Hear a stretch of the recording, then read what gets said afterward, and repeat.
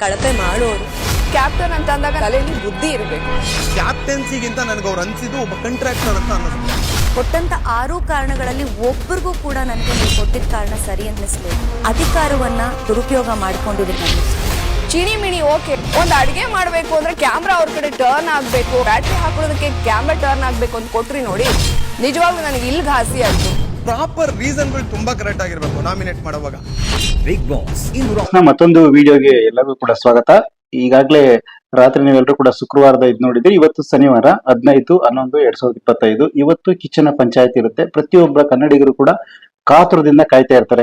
ಇವತ್ತು ಕಿಚ್ಚ ಅವರು ಪಂಚಾಯತ್ ಏನ್ ನಡೆಸ್ತಾರೆ, ಯಾರು ಕ್ಲಾಸ್ ತಗೋತಾರೆ, ಯಾರನ್ನ ಮನೆ ಕಳಿಸ್ತಾರೆ, ಏನ್ ಇಸ್ಗಳನ್ನ ಎತ್ತಾರೆ, ಯಾರ್ಯಾರು ಚೆನ್ನಾಗಿ ಆಡಿದ್ದಾರೆ, ಯಾರ್ಯಾರು ಚೆನ್ನಾಗಿ ಆಡಿಲ್ಲ, ಯಾರು ನಾನೇ ಅಂತ ಅಂದ್ರು, ಯಾರು ಸೈಲೆಂಟ್ ಆಗಿದ್ರು, ಯಾರು ಉತ್ತಮವಾದಂತ ಆಟ ಆಡಿದ್ರು, ಇವನ್ನೆಲ್ಲವನ್ನು ಕೂಡ ನಾವು ಇವತ್ತು ಕಿಚ್ಚನ ಪಂಚಾಯತಿಯಲ್ಲಿ ನೋಡ್ತೀವಿ. ಇದುವರೆಗೂ ಕೂಡ ಟ್ರೈಲರ್ ನೋಡ್ಕೊಂಡು ಬಂದಿರೋದು ನೋಡಿದ್ರೆ ಒಂದು ವಾರದಿಂದ ಏನೇನೆಲ್ಲ ಆಗಿತ್ತು ಅದನ್ನೆಲ್ಲವನ್ನು ಕೂಡ ಒಂದು 30 ಸೆಕೆಂಡ್ ಅಲ್ಲಿ ಒಂದು ತೋರಿಸಿದ್ದಾರೆ.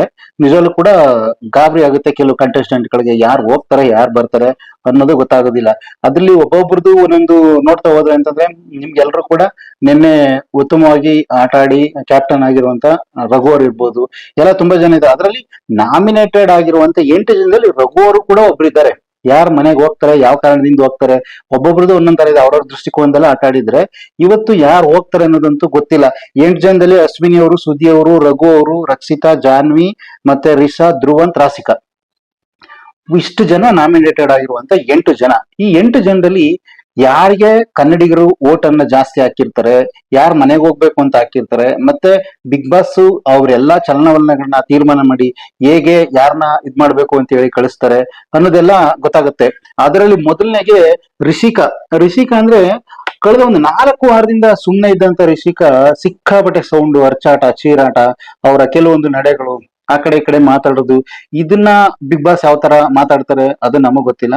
ಏನೇನ್ ಮಾತಾಡ್ತಾರೆ ನಾವೆಲ್ಲ ನೋಡಿರೋದೇ ಬೇರೆ, ಆದ್ರೆ ಅವ್ರು ನೋಡಿರೋದೇ ಬೇರೆ ಅಂತ ಅನ್ಕೊಂಡಿರ್ತೀವಿ. ಅದನ್ನ ನೋಡ್ಬೇಕು. ಇನ್ನು ಕಾಕ್ರೋ ಸುದಿ ತನ್ನ ಸತ್ಯವನ್ನ ತಾನೇ ಒಪ್ಕೊಬಿಟ್ಟಿದ್ರು ಸುದೀಪ್ ಅವ್ರು ಬಂದಿದ್ದಾಗ ಲಾಸ್ಟ್ ವೀಕ್ ಅಲ್ಲಿ.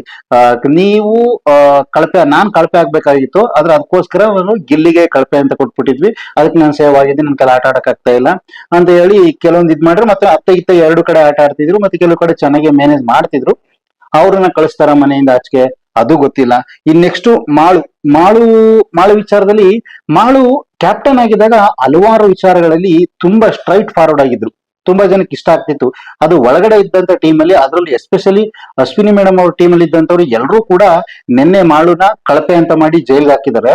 ಅಂತ ಸಂದರ್ಭದಲ್ಲಿ ಅವ್ರ ಟೀಮ್ ಅಲ್ಲಿ ಇದ್ದವ್ರು ಎಲ್ಲರೂ ಕೂಡ ಅವ್ರನ್ನ ಟೀಕೆ ಮಾಡ್ತಿದ್ರು. ಅವ್ರೆಲ್ಲವೂ ಯಾರನ್ನು ಕೂಡ ಒಪ್ಕೊತಿರ್ಲಿಲ್ಲ. ಆಮೇಲೆ ಮಾಳು ಟೀಮ್, ಅಶ್ವಿನಿ ಅವ್ರ ಟೀಮ್ ಅಲ್ಲಿ ಇರೋರು ಎಲ್ಲರಿಗೂ ಕೂಡ ಯಾವುದೇ ಕೆಲಸಗಳನ್ನ ಹೇಳಿದಾಗ ಏನೇ ಹೇಳಿದ್ರು ಕೂಡ ಎಲ್ಲ ರಿವರ್ಸ್ ಆಗಿದ್ರು. ರಾಸಿಕಾ ಆಗಿರ್ಬೋದು, ರಿಷಾ ಆಗಿರ್ಬೋದು, ಎಲ್ಲರೂ ಕೂಡ ತುಂಬಾ ರಿವರ್ಸ್ ಆಗ್ತಿದ್ರು. ಅವ್ರು ಅಶ್ವಿನಿ ಅವ್ರ ಟೀಮ್ ಅಲ್ಲಿ ಇರೋ ಎಲ್ಲರೂ ರಿವರ್ಸ್ ಆದ್ರೆ ಅಶ್ವಿನಿ ಅವ್ರು ಮಾತ್ರ ಕಳೆದ ವಾರದಿಂದ ತುಂಬಾ ಮೌನವಾಗಿ ಸೈಲೆಂಟ್ ಆಗಿದ್ರು. ಅಲ್ಲಿ ಒಂದು ಗಮನಿಸ್ಬೇಕು, ಅವ್ರು ಏನೇ ಆಗಿದ್ರು ಕೂಡ ಅವರು ಒಂದ್ ಎಣ್ಣೆ 2 ಬಾರಿ ದೇವರಿಗೆ ಹೋಗಿ ಪೂಜೆ ಮಾಡಿ ಅಡ್ಡ ಬಿದ್ದು ಕಣ್ಣೀರ್ ಹಾಕ್ತಾರೆ ಕೂತ್ಕೊಂಡು. ಅಂದ್ರೆ ಏನು ಅವ್ರು ಯಾರೇ ಆಗಿದ್ರು ಕೂಡ, ಅವ್ರ ಎಂತದೇ ವ್ಯಕ್ತಿ ಆಗಿದ್ರು ಕೂಡ, ಎಂತ ದೊಡ್ಡ ಸ್ಥಾನದಲ್ಲಿದ್ರು ಕೂಡ, ಎಷ್ಟೇ ಹಣ ಆಸ್ತಿದ್ರು ಕೂಡ ಅವ್ರ ಒಳಗಡೆ ಒಂದ್ ಹೆಣ್ತನ ಪ್ರತಿ ಸಾರಿ ಜಾಗೃತಗೊಳಿಸ್ತಾ ಇರುತ್ತೆ. ಅವರು ಒಂದ್ ಎಣ್ಣೆ. ಅವ್ರ ಕಣ್ಣೀರ್ ಹಾಕುವಾಗ ನಿಜವಾಗ್ಲೂ ಕೂಡ ಒಂದ್ ರೀತಿ ಆಕೆ ನೊಂದಿರುವಂತ ಮಹಿಳೆ ಹಂಗಾಗಿ ಅನ್ನಿಸ್ತಾ ಇತ್ತು. ಹಂಗಾಗಿ ಹೋದ್ ವಾರ ಸುದೀಪ್ ಅವ್ರ ಏನಾದ್ರು ಕ್ಲಾಸ್ ತಗೊಂಡಿದ್ದಕ್ಕೆ, ಅವ್ರಿಗೊಂದಷ್ಟು ಬುದ್ಧಿ ಹೇಳಿದಕ್ಕೆ ಅವ್ರು ಸೈಲೆಂಟ್ ಆಗಿದಾರ, ಅಥವಾ ನಾನ್ ಮಾಡ್ತಾ ಇರೋದು ಸರಿ ತಪ್ಪ ಅವರೇ ಅನಲೈಸ್ ಮಾಡ್ಕೊಂಡು ಸೈಲೆಂಟ್ ಆಗ್ಯಾರ ಗೊತ್ತಿಲ್ಲ. ಹಂಗಾಗಿ ಈ ಸಾರಿ ಅವ್ರಿಗೆ ಉತ್ತಮ ಬಂತು ನಿನ್ನೆ ಕೊಟ್ಟ ಇದ್ರಲ್ಲಿ. ಹಂಗಾಗಿ ಅವರೊಬ್ರು ಸೈಲೆಂಟ್ ಆಗಿದ್ರು. ಅದ್ ಬಿಟ್ರೆ ನೆಕ್ಸ್ಟ್ ಇನ್ನು ಧ್ರುವಂತ್ ಅಂತೂ ಸೋಷಿಯಲ್ ಮೀಡಿಯಾದಲ್ಲಿ ಸಿಕ್ಕಾಪಟ್ಟೆ ಹರಿದಾಡ್ತಾ ಇದೆ.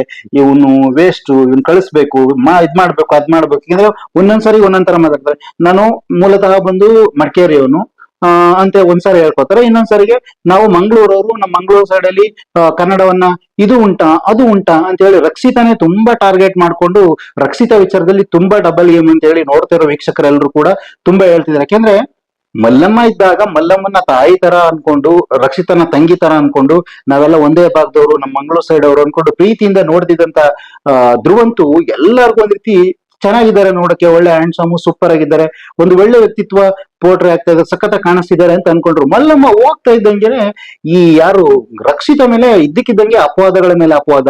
ಆಕೆ ಮುಂದೆ ಇದ್ರೆ ರಿವರ್ಸ್ ಹೊಡಿಯೋದು, ಆಕೆ ಏನೇ ಹೇಳಿದ್ರು ಕೂಡ ಒಪ್ಕೊಳ್ದೇ ಇರುವಂತದ್ದು. ಈ ತರದವ್ ಆಗ್ತಿದ್ರು. ಆದ್ರೆ ಆಗ್ತಾ ಆಗ್ತಾ ಈಗ ಸಿಕ್ಕಾಬಟ್ಟೆ ಯಾರೊಬ್ರಿಗೂ ಕೂಡ ಅವರು ಇಷ್ಟ ಆಗದೆ ರೀತಿ 120 ಆಗಿರ್ತಿದ್ದಾರೆ. ಅದನ್ನ ನಾನ್ ಮಾಡ್ತಾ ಇರೋದು ಸರಿ, ನಾನ್ ಮಾಡ್ತಾ ಇರೋದು ಬಿಗ್ ಬಾಸ್ ಗೊತ್ತಾಗುತ್ತೆ, ನಾವು ಕರೆಕ್ಟ್ ಆಗಿದ್ದೀವಿ. ಯಾವ್ದೇ ವ್ಯಕ್ತಿ ಆದ್ರೂ ಅವ್ರು ಮಾಡೋದವ್ರಿಗೆ ಸರಿ ಅನ್ಸುತ್ತೆ. ಕೆಲವೊಂದು ಗುಣಗಳು ಇರ್ತವೆ, ಆದ್ರೆ ಅವ್ರು ಮಾತಾಡ್ತಾ ಇರೋದು ನಡೆ ನುಡಿ ಎಲ್ಲರಿಗೂ ಕೂಡ ಬೇಸರ ಆಗ್ತಾ ಇರೋದು. ಅಶ್ವಿನಿ ಟೀಮ್ ಅಲ್ಲೂ ಕೂಡ ಅಶ್ವಿನಿ ಮೇಡಮ್ ಅವ್ರಿಗಾಗಿರ್ಬೋದು, ಕಾಕ್ರೋಚ್ ಸುದಿ ಅವರಾಗಿರ್ಬೋದು, ಅವರು ಕೂಡ ಕೆಲವೊಂದ್ಸಾರಿ ವ್ಯಕ್ತಪಡಿಸ್ತಾ ಇದ್ರು ಬೇಸರವನ್ನ. ಅವರು ಈ ಸಾರಿ ಹೋಗ್ತಾರ, ಹೊರಗಡೆ ಹೋಗ್ತಾರ, ಸುದೀಪ್ ಅವ್ರು ಕಳಿಸ್ಬೋದ, ಏನ್ ಮಾತಾಡ್ತಾರೆ ಅವ್ರ ಬಗ್ಗೆ ಅದು ಗೊತ್ತಿಲ್ಲ.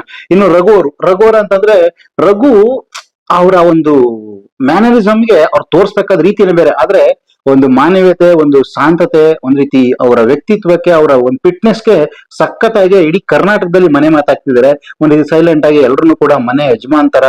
ಕ್ಯಾಪ್ಟನ್ ಎರಡನೇ ಸಾರಿ ಕ್ಯಾಪ್ಟನ್ ಆಗಿರುವಂತವ್ರು ಅವರು. ಇದೇ ಫಸ್ಟ್ ಟೈಮ್ ಅವ್ರಿಗೆ ಸಿಕ್ಕಿರುವಂತ ಅವಕಾಶ.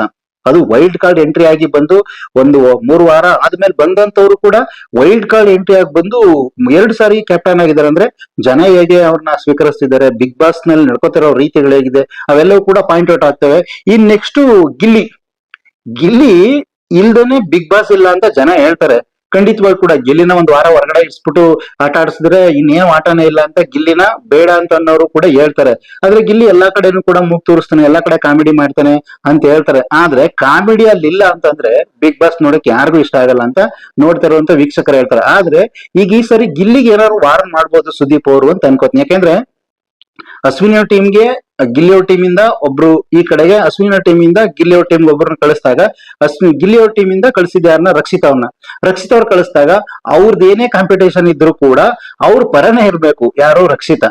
ಆದ್ರೆ ಗೇಮ್ ಸ್ಟಾರ್ಟ್ ಆಗಕ್ ಮುಂಚೆ ಬಂದ್ಬಿಡುದು ಗಿಲ್ಲಿ ಹತ್ರ ಏನಾದ್ರು ಕುಚ್ಚು ಅಂದ್ರೆ ಗೌಪ್ಯವಾಗಿ ಏನೇನೋ ಮಾತಾಡ್ಕೊಳ್ಳೋದು. ಅವಾಗ ಬಂದು ಅಶ್ವಿನಿ ಅವರು, ನೀ ನಮ್ ಟೀಮ್ ಅಲ್ಲಿ ಇದೆಯಾ, ನೀನಾ ಕಲ್ಲು ಹೋಗ್ತೀಯಾ, ನೀನ್ ಮಾಡ್ತಾ ಇರೋದು ಅಪರಾಧ, ಈ ತರ ಎಲ್ಲ ಮಾತಾಡುವಂತದ್ದು. ಆಮೇಲೆ ರಕ್ಷಿತಾ ಮತ್ತೆ ಗಿಲ್ಲಿ ಸಪ್ರೇಟ್ ಆಗಿ ಕುತ್ಕೊಂಡು ಮಾತಾಡೋದು, ಒಂಥರ ಪ್ಲಾನ್ ಮಾಡ್ತಾ ಇರೋದು. ಇವೆಲ್ಲ ಮಿಸ್ಟೇಕ್ ಆಗುತ್ತೋ ಏನೋ ಗೊತ್ತಿಲ್ಲ. ಗಿಲ್ಲಿಗೆ ಏನೋ ವಾರ್ನ್ ಮಾಡ್ತಾರೋ, ಅಥವಾ ಗಿಲ್ಲಿಗೆ ಏನಾದ್ರು ಪನಿಷ್ಮೆಂಟ್ ಮಾಡ್ತಾರೋ, ಅಥವಾ ರಕ್ಷಿತಾಗೆ ಏನಾದ್ರು ಹೇಳ್ತಾರೋ. ರಕ್ಷಿತಾ ಚೆನ್ನಾಗಿ ಆಡ್ತಿದ್ದಾಳೆ, ಕರ್ನಾಟಕದ ಒಂದು ಸಿಕ್ಕಾಪಟ್ಟೆ ಹೆಸರುವಾಸಿ ಆಗಿರುವಂತ ಹುಡುಗಿ ಆಗ್ಬಿಟ್ಟಿದ್ದಾಳೆ.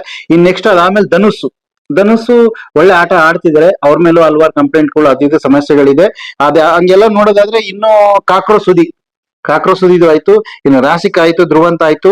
ಇವ್ರು ಇಷ್ಟ ಜನ ಒಟ್ಟು 8 ಜನದಲ್ಲಿ, ಇವ್ರಿರೋದ್ರಲ್ಲಿ 8 ಜನದಲ್ಲಿ ಕೆಲವ್ರದ್ದು ಬ್ಲೂ ಫಾಲ್ಸ್ ಗಳು ತುಂಬಾ ಇದೆ.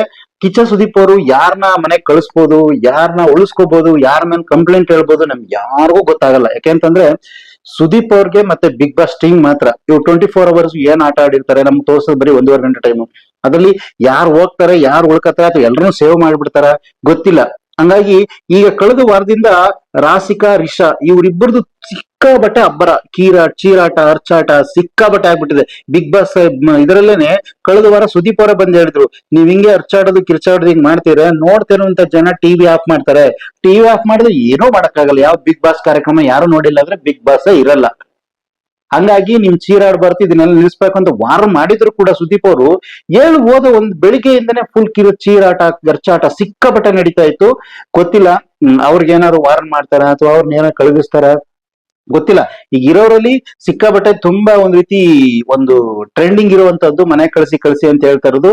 ಅದರಲ್ಲಿ ಒಂದು ತುಂಬಾ ಅಂತಂದ್ರೆ ಇವ್ರು ಯಾರು ಧ್ರುವಂತ್ ಮೇಲೆ. ಜೊತೆಗೆ ಈಗ ಮೊನ್ನೆಯಿಂದ ಕಾವ್ಯ ಮತ್ತೆ ಸ್ಪಂದನ ಸಿಕ್ಕಾಪಟ್ಟೆ ಡಬಲ್ ಗೇಮ್ ಮಾಡ್ತಿದ್ದಾರೆ ಅಂತ ಹೇಳಿ ಸೋಷಿಯಲ್ ಮೀಡಿಯಾದಲ್ಲಿ ಬರ್ತಿದೆ.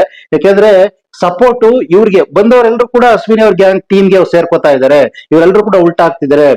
ಇವ್ರು ಯಾರು ಕಾವ್ಯ ಅವರೇ ರಕ್ಷಿತಾ ಮೇಲೆ ತುಂಬಾ ಕಂಪ್ಲೇಂಟ್ ಮಾಡಿದ್ರು, ಕಳಪೆ ಆಗಿ ಅವರೇ ಕೊಟ್ರು.